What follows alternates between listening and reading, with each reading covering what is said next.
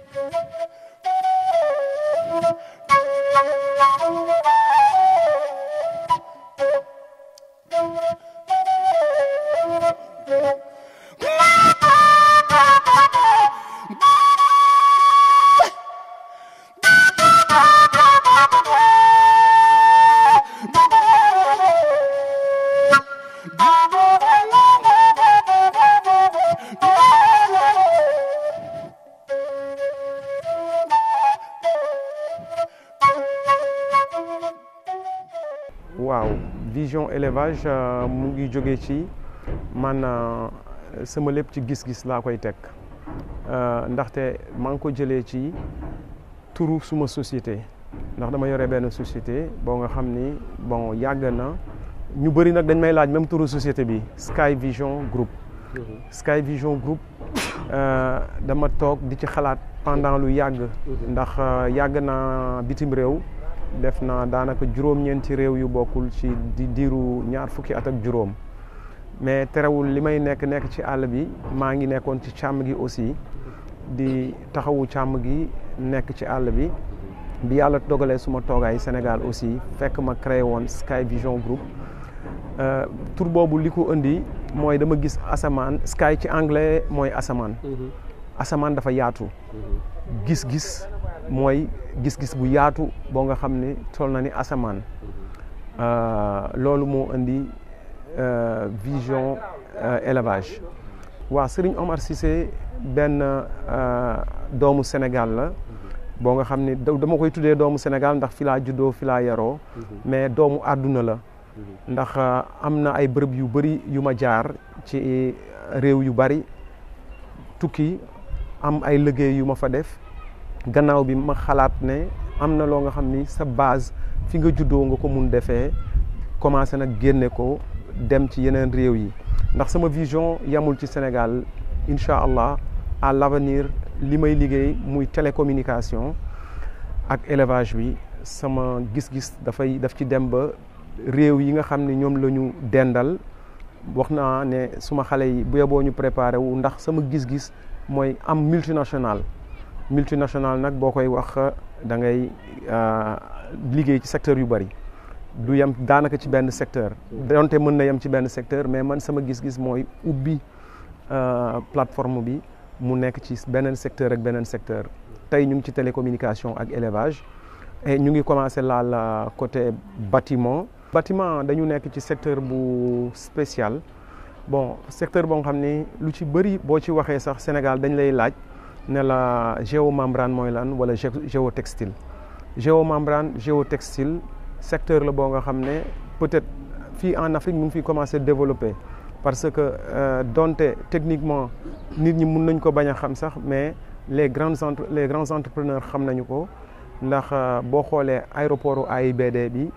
fi ñuy def seen bassin essence yi ñun ñoo ko liggéey ndax dañuy teg géotextile bi soog a teg géomembrane bi ci kaw pour bu amee perte d'essence du dem laali nappe bi. mine d'or bu bees bi lu mel ni Kédougou Toro Gold ñoo leen defaral ñoom i aussi seen géomembrane bi. génn nañu Mali tuuti liggéey fa instant bi am na ay quelques ñu yor ay tool yu xaw a mag ñu ngi leen di liggéeyal donte indi naa fi société yoo xam ni forage bënn forage mooy seen liggéey aussi ñu ngi commencé implanté wu Sénégal. Niger am na mission bu ma fa demoon ci wàllu forage yi aussi donc un peu xam nga rek idée yi yaatu na dañuy exploiter step by step ñuy dem affaire yi di génn benn par benn. waaw ban année laa dugg ci élevage maa ngi ci dugg en 97 waaw 97 à travers un de mes cousins boo nga xam ne dafa bëgg xar. boo ko gisee sax di nga ko xàmmee peut-être ci élevage bi mais turam la am ñu bëri ñoo nga xam ni xëj na du ñu miin tur bi ndax li tax bi ma ciy dugg mu dugal ma ci dama ñëw Sénégal benn jour suma yaay ne ma moom Serigne Dakaaru la tudd Serigne de ku bëgg xar la te dafay sonn ci xar yi bi ñu toogee waxtaan ci développé ci ma commencé dugg ci xar yi daanaa dem ci foire yi temps yi ñu nekkee l'Obélisque dam daan visiter foire yi et tout mais bi ma ci duggee noonu à travers suma cousin boobu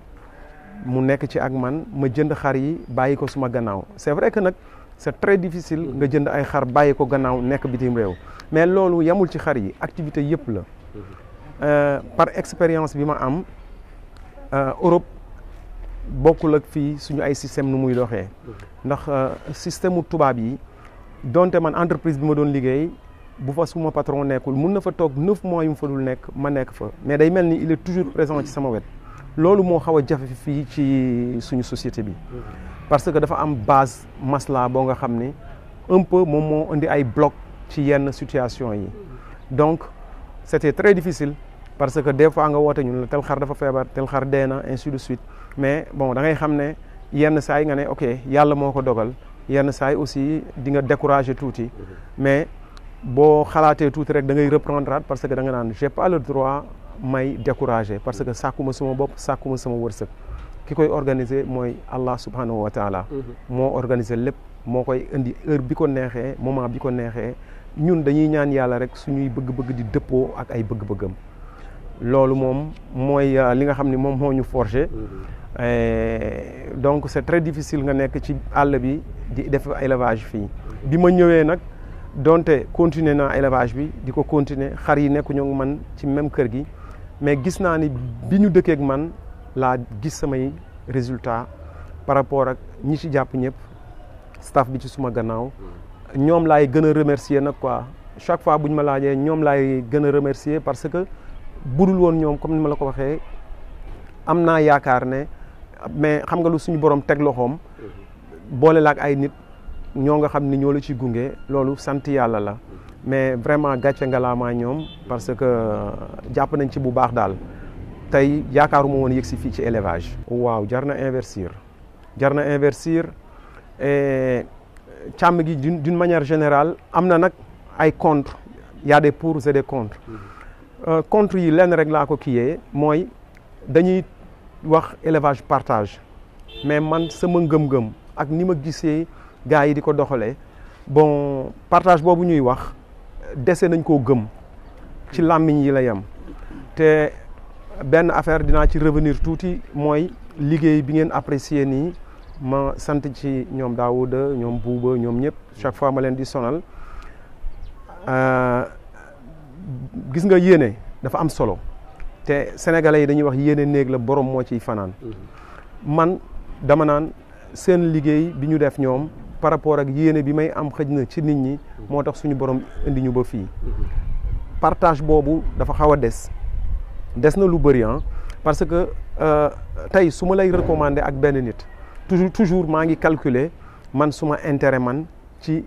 recommandation boobu du ma bëgg ngeen nekk de link direct wala damay chercher toujours yow man may nekk sa interlocuteur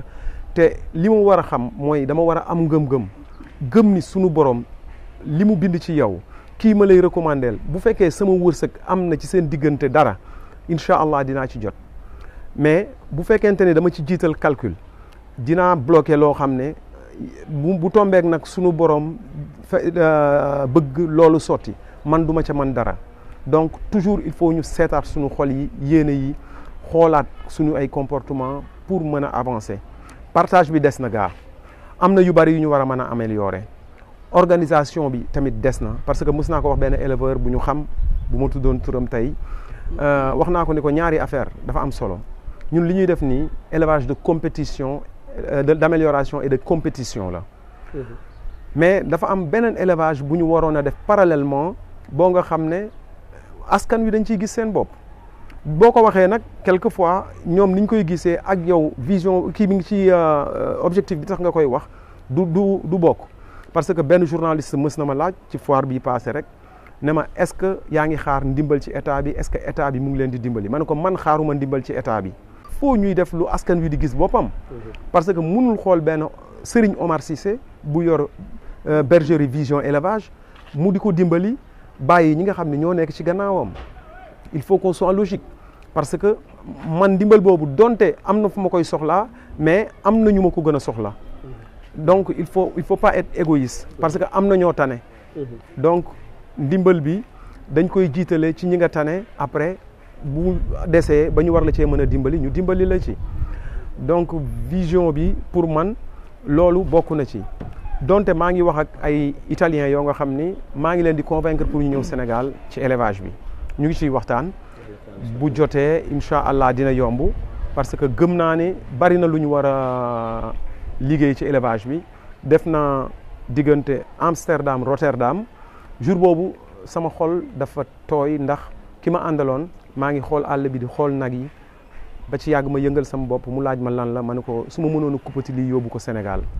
mun ma da ngay bàyyi lu ñu wax nga ne Sénégal parce que ñooñu instant bii pareeguñu pour dem ma ne ko mais ñun ñoo war a pare pour dimbali leen xamal leen fan la ñu war a mën a jaar ci li néew li ñu gis ñun pour que dëkk bi mun a développer parce que dëkk bi ñun ñoo koy développer suñu dëkk la ñun ñoo ko moom il faut ñu dimbali suñuy prochain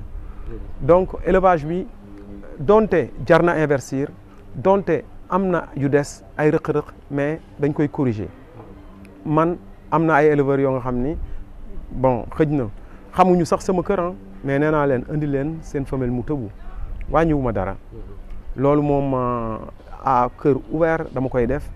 ndax am na ñoo nga xam ni defal naa leen ko te musuñoo xam sama kër xawma seen kër à travers nit lañ joxe seen femelle mu ñëw tëbu ci suma fa waaw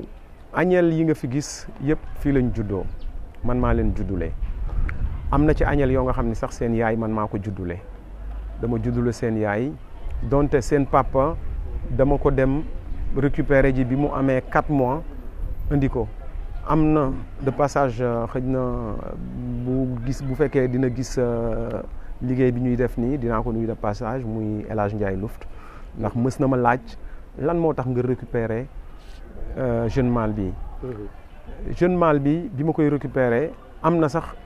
donte ci staff bi may jàppale ñoo nga xam ni bi ma ko récupérer ñoom ci seen bopp bi ñu ko gisee ils ont beaucoup apprécié boobu mu ngi am 4 weer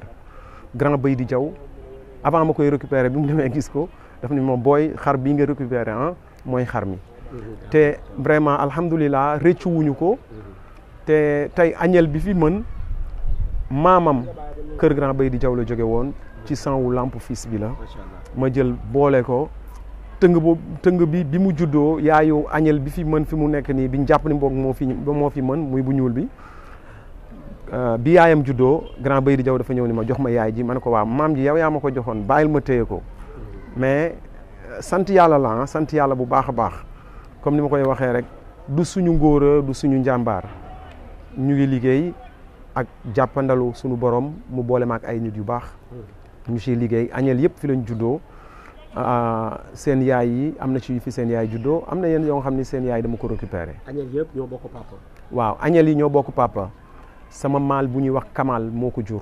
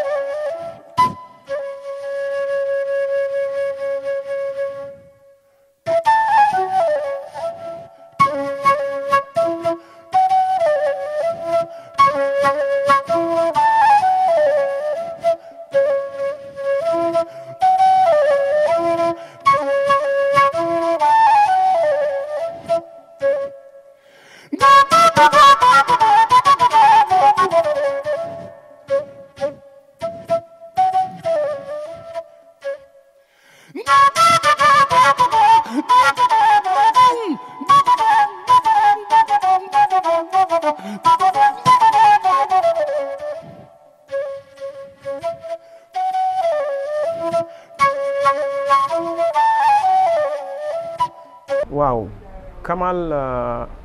dinaa sawar ci wax ko ci moom ndax Kamal yaayam femelle bi ko jur ci lay njëkk a wax doomu César la ak madame Bitar doomu Boy Séeréer ñu jël femelle boobu teg ko ci benn mâle bu ñuy wax Joni nag damay commencer ci Aïcha dañu jël Aïcha teg ko ci Boy Séeréer mu jur Kumba Gawlo ñu jël Kumba Gawlo teg ko ci Cheikh Diop mu jur Ramsès ñu jël Ramsès teg ko ci Boy Lébu doomu Algor mu jur Joni ñu jël Joni boole ko ak femelle boobu ma lay wax ni moom moo jur Kamal ñu jur Kamal mu nekk nag mâle boo nga xam ne bi ma ciy soog a jot am na ñu bari ñu ko apprécier comme ni ma ko waxee woon mel ni Baydi Jaw moom ku amoon vision ci mâle bi la muy Daouda muy Boubacar ñoom ñëpp vision bi ñu amoon ci mâle bi naxuñu donte tey jii am na benn ci doomam yi boo nga xam ni gis ngeen ko mu nekk femelle bu rafet bokk na ci femelle yi gën a taaru ci mbaar bi mu juddoo Etienne gisoon na ko bi mu ko gisee li mu njëkk a laaj premier jour de naissance mu ne ma mbote bii kan la ma ne ko papa ma ngi ne la tëdd mooy jeune mâle bi xaaral ma dàq ko mu ne ma non mën naa xool mbote bi dem waxaale ji papa ji sans ma gis papa ji ndax taar bu mbote bi amoon dayoo bu mbote bi amoon ci jigéen fekkoon na beneen bu njëkk juddu boo nga xam ne bi mu juddoo Oumar Cissé beneen bi moom d'ailleurs mosoon na ci wax ay bëgg-bëgg ci femelle boobu parce que bi mu juddoo éleveurs yi yu xam xar yëpp dañuy xam ni vraiment mbote juddu na yaakaar biñ ci amoon nag ba léegi yàlla tasagul suñu yaakaar ndax muy doomam yu góor muy doomam yu jigéen bu ci nekk ci ñoom wax dëgg yàlla ci côté beauté ci côté mensuration amuñu vraiment benn boo nga xam ne am nañu ci luñ naan lii am na ko amul lee. est-ce que mës na génn concours ñu natt ko mâle bi Prix Kamal? waaw mës na génn bon natt naa ko ci sectoriel bi boobu mu ngi am 15 mois bi ñu ko nattee ci sectoriel bi ci la ko nit ñi commencé bàyyee xel d'ailleurs bi ñu jógee ci sectoriel bi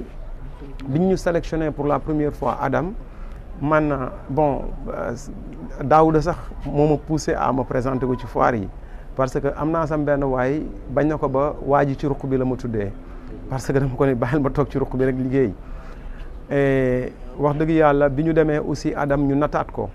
bi ma koy natt fekk na mu foq muy demee ci Adam 22 mois bi mu demee 22 mois natt bi ma ko natt c'était pas pour compétir ak ñi ma fa fekk donte mâle yi ma fa fekk yëpp ñoo ko mag lu bëri parce que da ngay gis mâle bu am 30 mois yi am 3 ans yi am 4 ans mu ñëw dugg ci seen biir am 22 mois am 114 ak LCS 150 loolu c'était extraordinaire pour man de mon côté et ci biir foire bi sax d'ailleurs am na ay éleveurs yu mag yoo nga xam ne annoncé woon nañu wax seen bëgg-bëgg ci mâle bi démb rek am na ci kenn ci ñoom ci guddi woona ma doon ma laajaat mâle bi ma ne ko mâle bi mu ngi fii waaw mâle bi 22 mois ñu natt ko mu am 114 vraiment te El Hadj Ndiaye luftu tam mësoon na ko natt boobu mu ngi am 10 mois 3 semaines boobu mu ngi génnee 102.5. gis nañ ne mâle bi am na hauteur am na wet am na dayoo am na style te loolu yëpp da koy def ci ay doomam. ndax da nga pare pour génne mâle bi wala. waaw donte maa ngi ci doon waxtaan nag ak benn éleveur bu annoncé wu. maanaam bu la nit songoon tey jii pare nga pour joxe ko je veux dire. waaw parce que kenn mënu téye lépp. te il faut ñu partager donte am nañu ci ay doom yu jigéen am nañ ci ay doom yu góor mais mënuloo ko téye continuellement parce que am na bergerie yu mën a dugg liggéey fa am na ay bergerie yu mag yoo nga xam ne tey bu fa duggoon day liggéey parce que il faut moom day bokk ci élevage ndax wax dëgg yàlla mâle la boo nga xam ne li muy jur rusuñu ko présenté ci kër éleveurs yu mag yi donc man tey bu ma gisoon ku taxaw bëgg ko jël itam mun naa ko jox donte pour ma amaat mâle xam naa ni du yomb parce que mâle dafa am ñaar yuñ ciy soxla dañ ciy soxla mu am les mensurations ba pare di ko reproduiraat parce que reproduction bi aussi c'est très important bon mën na am dayoo te du ko reproduire mais am dayoo ba pare di ko reproduire que ça soit beauté bi que ça soit dayoo bi loolu yëpp da koy indiwaat te vraiment am na sam benn xarit d'ailleurs Lahat Kebe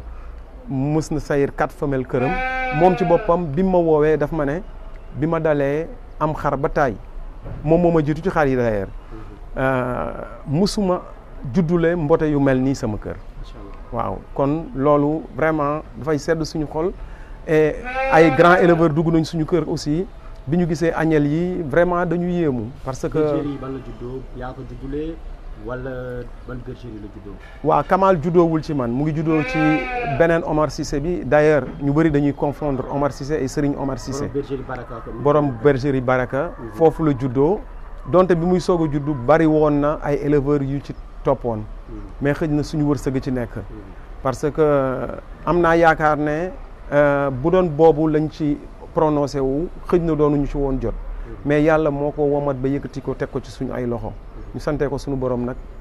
tout le temps sëñ Omar ñuy dégg nga naan partage mais maal bi ñu ñëw gis ko beneen gétt ndax loolu si trajet partage bi la bokk wala ci yéen ñaar yéen a bokk di liggéey Belle Vision élevage wala da nga ko àll wala loolu bëgg naa mu leer tuuti sama waaw partage boobu laay continuer di topp man ama moom rakk laa ko jàppee dama ko abal maal bi mu ñëw liggéey këram def tour abaloon naa ko keneen bien avant moom parce que am na sax ay femelles yoo nga xam ni ñëw nañu këram tëbu si donte femelles yooyu moom xamul seen borom parce que comme li may wax rek à travers keneen la ñuy jaar pour indi seen femelle mu tëbu si xar yi bi mu demee ba gis xar bi donte abal naa ko mu sayiral ko ay femelle mais ba tey daf ma ci topp pour ma jaay ko ci ay doomam ma ne ko yow jox naa la mu tëb say femelle amul problème xaaral ñu wàcce bul yàkkamti pour jënd ay doomam am na sama beneen jarbaat bu nekk ci foire bi moom itam am na ci ay doomam am na ci góor am na ci jigéen mais ba léegi nee na ma dafa doyalul ci maal bi moom itam maal boo xam ne ay doomam ñu soxla si xarit dina ko def gis naa ko waaw doom yi dañuy njool dañuy gudd dañuy rafet fa dañuy am ossature dañuy am kees yow dajale nga doomam yu bëree bëri boo tax nga ne boo gisee ku ko bëgg nga génne ko wala yow c'est juste rek élevage bi limité ngay def waaw toujours dajale naa ay doomam parce que boo xoolee ci femelles yi daanaka li ma ci yor ci ay doom toll na ci juróom yu jigéen am na yu góor nag yu ma dénkaane waaw doyu ci nag doyu ci parce que d'ailleurs loolu la ma xale yi di wax tout le temps naan ma da nga ko teel a génne xaaral liggéeyaat ci d'ailleurs conseil yu benn ci vétérinaire bu ñu xam fii Sénégal fekk na ko kër laxaat boobu bi mu ko gisee mu taxaw en tant jeune mâle boobu mu ngi am entre 13 et 14 mois bi mu jógee mu ne ko kii doomu Jooni la li mu ko njëkk a wax est-ce que Omar Cissé gis na ko mu ne ko kii moo ko moom kii mooy beneen Omar Cissé bi mu ne ko kii moo ko moom mu tourné laaj ma ni ma ndax Omar Cissé gis na jeune mâle bi ma ne ko waa gëj na ko gis bi mu amee 4 mois mu ne ma non kii c'est le meilleur fils de Jooni loolu la ci teg ne ma jeune mâle bi bu leen ko sàggane téye leen ko beneen vétérinaire bu bokk la kooku ñëw na sama kër gis ko conseil am moom lan la daf ni ma bul ko teel a jaayal ay doomam ba mu adulte li ma leer te wóor ma mooy di nga ci dégg prix loolu moom leer na ma bon mais terewul comme li may wax sànq rek nit allah kulli xaal sa wërsëg da nga ciy jot tey mën naa ci am juróomi doom yu jigéen doyul mais bu ma demoon ba yor ci 10 doom yu jigéen day poser problème parce que man dama bëgg di diversifier man ci sama bopp man personnellement jox keneen mu am dara moom it kooku jox keneen ñu dem ba affaire bi voilà affaire bi yaatu loolu moo waral ma xam ne tey bu nit taxawoon bëgg ko mën naa ko koy jox. Seydina Omar yaa ngi waaj transfert bu mag. waaw boo xam ne war na jaar ci Mbarimi TV. waaw nan la demee transfert boobu. waaw transfert boobu dinaa sawar ci wax ci ndax li tax maa ngi koy wax sànq naan yaakaaruma woon ni dinaa yëg si fii ci élevage. éleveur bu mag ñëw suma kër dafa dégg ci ñaari nit ci même semaine ñu wax ci sujet yi ma yor mu ne loolu warul mën a coïncider ñaari nit ñoo nga xam ne déggoowuñu ñëpp wax ak man ci sujet wu Serigne Oumar Cissé il faut ma dem xooli sujet yi mu ngi ko dégg bisu samedi ci même samedi bi 1 heure de temps après mu woo ma téléphone ne ma ndax suba di nga nekk sa kër 11h ma ne ko incha allah mu taal otoom muy grand bu ñu xam muy Lamine Diagne grand bu ma apprécié aussi grand boo nga xam ne référence la parce que il a beaucoup travaillé dans l'élevage il a beaucoup travaillé dans le pays am na lu ma ay liggéey yu ma xam ci ay liggéeyam parce que tel que la télécommunication bi ma nekk mu nekk grand bu ma apprécié d'ailleurs benn jour sax ñu ngi ciy waxtaan bi mu ñëwee dimanche boobu sama kër xool immédiatement taxawul 5 minutes dafa xool rek xool doomu Kamal yi mais comme ñoom dañu xam xar ñaar yi ci ñaari doomu Kamal la bëggoon en réalité mais benn la yàlla dogalagum mu ne ma nañ dem ani Kamal ma ne ko dama ko abale Liberté 6 ñu ànd ñëw bi mu ko xoolee aussi mu apprécier mal bi bu baax a baax donte sujet bi këram la cosaanoo mais bi mu ñëwee bi mu gisee mal bi à son âge avec les mensurations avec sa reproduction mu laaj ma ne ko mal bi de dama koy joxe moom tam jot nañu ci sax avancé waxtaan mais ci waxtaan la yem mais mu laaj ma agnelle bi après ñu waxtaan mu ne ma écoute nañ ko def à des prix d'amitié donte bari na looy laaj nit loo jaayee xar mu di ko nëbb mais man wàññiwul dara parce que ma wax li ma ko jaayee changé wul dara waaw donc du coup comme mën naa ko wax parce que day baax quand même quelquefois nit ñi parce que des fois nga dégg ñu naan non am na amul mais bi ñu juboo ci ay kàddu ñuy juboo ci 5 millions ci doomu maal bi waaye maal bi tey ji ay doomam dem nañu éleveur bu mag ku mel ni Lamine Diagne ñu jënd ay doom ay 5 millions donc sujet bu exceptionnel la waaw jàpp naa ne sujet bu exceptionnel la parce que grand Lamine Diagne c'est un grand connaisseur doy na ko te keneen ku ko fekkoon këram itam xam naa ne dugg ko reprocher dara ci acquisition bi mu def ndax boy yi sax dañuy jàpp ni bi gën a rafet la jël mais seen différence taxu ko bari trop waaye parce que yow gis nga agnelle yi différence yi taxu ko bari ay différence yu ndaw a ndaw la ñu am waaye donc mu nekk nag affaire bu ma apprécier quand même parce que ku mel ni Lamine Diagne ku mel ni Aboukan ku mel ni même Oumar Cissé boobu ñëw nga liggéey ba yëg si fenn fi ñu soxla sa produit ce qui veut dire da ngay jàpp ne chemin bi nga tege nii boo ci avancé yàlla mun na la gën a yóbbu fu kawe sa njort loolu la ñuy ñaan di ko ñaanal ñëpp aussi di remercier grand bi ci confiance bi mu am ci ñun ba tax mu dugg suñu kër et la porte est grandement ouverte pour tous les éleveurs parce que affaire bi pour man du éleveur bu ndaw ak bu mag liggéey moo wóor seul le travail paye loolu yàgg nañ ko dégg ci suñu mag ñi ba léegi dañuy ko ne di ko dégg te dañuy bëgg teg foofu suñu tànk pour gën a mën a avancer parce que suñu souhait mooy vraiment d'avancer améliorer bu baax a baax a baax. looy tàggoo ak loo bëggoon ñu laaj la ci jotoo ko laaj looy tàggoo. waaw tàggatoo bi d'abord damay remercier Mbarmi TV parce que xam naa ne lii c'est pas donné à tout le monde loolu lu ma apprécier la ci yéen ngeen déplacé wu ñëw ba suma kër xool ne waa ji kat mu ngi ci ruq bi te xëj na am na ñu bari ñoo nga xam ni xamuñu ko donte mi ngi liggéey ay sujet yu éleveurs yu mag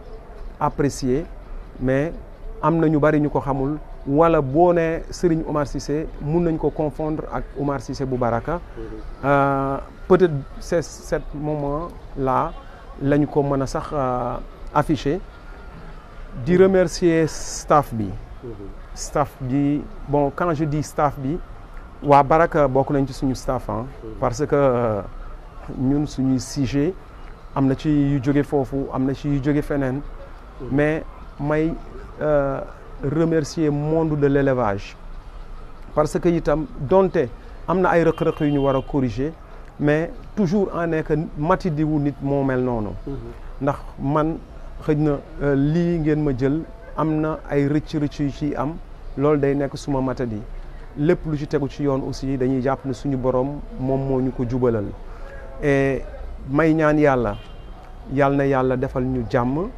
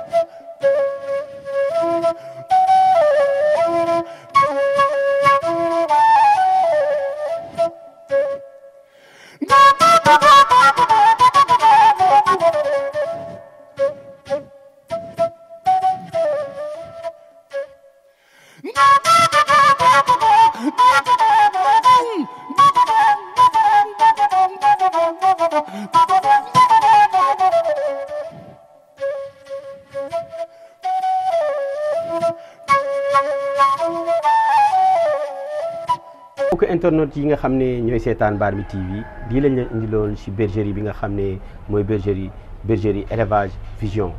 te ndaanaan bu mag tey jii gis nañ fi ay sujets yu rafet a rafet en gis fi benn mâle aussi bu extraordinaire di def ay produits extraordinaire muy Kamal ki nga xam ne nag moo ko moom mooy comme ni ñu ko waxee woon rek mooy Serigne Omar di éleveur bu mag macha allah ñu gis fii mu wax fi nag wax yu am solo si li nga xam ne mooy partage si li nga xam ne moom la gisee élevage bi en général si li nga xam ne tamit moom la gisee lu bëree bëri si élevage donc di leen joxaat dig daje beneen yoon ak Mbarmi TV jërë ngeen jëf salaamaaleykum wa rahmatullah